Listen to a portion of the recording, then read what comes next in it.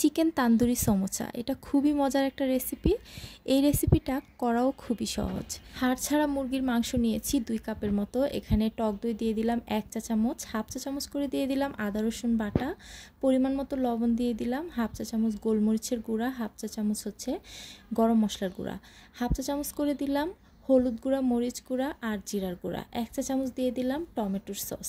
এবার সব কিছু খুব ভালো করে মেখে নিতে হবে। মেখে 20 মিনিটের মতো রেস্টে রেখে দিতে হবে।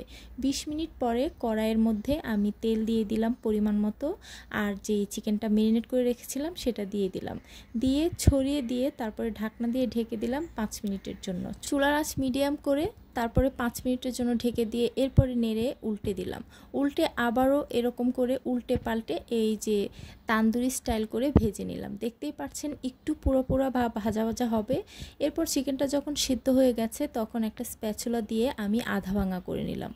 আর এরপর আধা ভাঙা করার পরে আমি এখানে দিয়ে দিলাম হচ্ছে একটা পেঁয়াজ আর অল্প একটু বাঁধাকপি কুচি আর হচ্ছে কাঁচামরিচ কুচি, সব কিছু দিয়ে এবার ভালো মতো মিশিয়ে নিব। এরপর এটাকে ঢেকে দিব আর কিছুক্ষণ রান্না করব যাতে বাঁধাকপিটা একদম নরম হয়ে যায়। তো নরম হয়ে গেলে আর এটাকে নামিয়ে ঠান্ডা করে নিতে হবে। দেখতেই পাচ্ছেন ঠিক এই পর্যায়ে আমি চুলা থেকে নামিয়ে নিয়েছি আর নামিয়ে এটাকে ঠান্ডা করে নিচ্ছি। একটু কাছ থেকে দেখিয়ে দিলে দেখতে পাচ্ছেন অনেক সুন্দর এবং অনেক মজার একটা পুর তৈরি করা হয়ে গেল। আর এটা চিকেনটাকে তান্দুরি স্টাইলে করার কারণে এই সমোসাটা খেতে কিন্তু অনেক বেশি মজার হয়। এবার আমি সমোসার শীট আগে থেকেই তৈরি করে রেখেছিলাম, আর একটা শীট নিয়ে তারপরে সমোসার ভাঁজগুলো দিয়ে দিচ্ছি। শীটটা নিয়ে দেখতেই পাচ্ছেন প্রথমে একটা পকেটের মতো বানিয়ে নিতে হবে। এরপর পরিমাণ মতো পুর এই পকেটের ভিতর দিয়ে দিতে হবে। এরপরে আমি এখানে ময়দা এবং পানি দিয়ে একটা আঠার মতো তৈরি করেছি। এটা দিলেই আপনার সমোসা যে ভাজের এক্সট্রা অংশটুকু সেটা একদম আঠার মতো লেগে যাবে। আর এই আঠাটা চারপাশে লাগিয়ে দিয়ে তারপরে সমোসাগুলো ভাজ দিয়ে নিতে হবে। দেখতেই পাচ্ছেন খুবই সহজ ভাজ। আর শিওর থাকতে হবে যাতে 3 কোণা খুবই ভালো মতো সিল হয়ে যায়। যদি দেখেন যে 3টা কোণার মধ্যে একটু ফাঁক আছে তাহলে এই যে আঠা দিয়ে ময়দা দিয়ে যে আঠার গ্লুটা তৈরি করেছি সেটা লাগিয়ে দিবেন, তাহলে খুব ভালো মতো সিল হয়ে যাবে।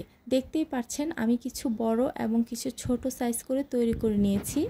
আর সবগুলো সমোসা যখন তৈরি হয়ে যাবে তখন আমি কিছু ভেজে নিব। শীট এভাবে হাতের মধ্যে নিয়ে পুর ভরেও সমোসাগুলো তৈরি করা যায় খুবই সহজে। আর ভাজটা তো দেখতেই পাচ্ছেন কতটা সহজ এই সমোসার ভাজ। আপনারা যারা নতুন তারাও খুবই সহজে এই ভাজটা দিতে পারবেন। আর সমোসা ভাজার জন্য একটু ধৈর্য ধরে ভাজতে হবে। দেখতেই পাচ্ছেন তেলটা কিন্তু খুব বেশি গরম করি নাই। যখন তেলটা হালকা গরম থাকবে তখনই সমোসাগুলো দিয়ে দিতে হবে। আর চুলার আঁচটা একদম মিডিয়াম থেকে কমিয়ে তারপরে সমোসাগুলো ভেজে নিতে হবে। সমোসাগুলো যদি ধৈর্য ধরে একটু সময় নিয়ে ভাজেন তাহলে সমোসাগুলো একদম হোটেলের মতো খাস্তা মচমচে হবে আর কালারটা হবে দেখতে একদম গোল্ডেন গোল্ডেন। আর সমোসা যদি আপনি গরম তেলে তাড়াতাড়ি ভেজে নেন তাহলে কিন্তু এগুলো এত বেশি ক্রিস্পিও হবে না, আবার উপরটা দেখতেও এত বেশি সুন্দর হবে না। তো আশা করছি আমার আজকের রেসিপিটি ভালো লেগেছে। ভালো লাগলে অবশ্যই একটি লাইক করে দিবেন।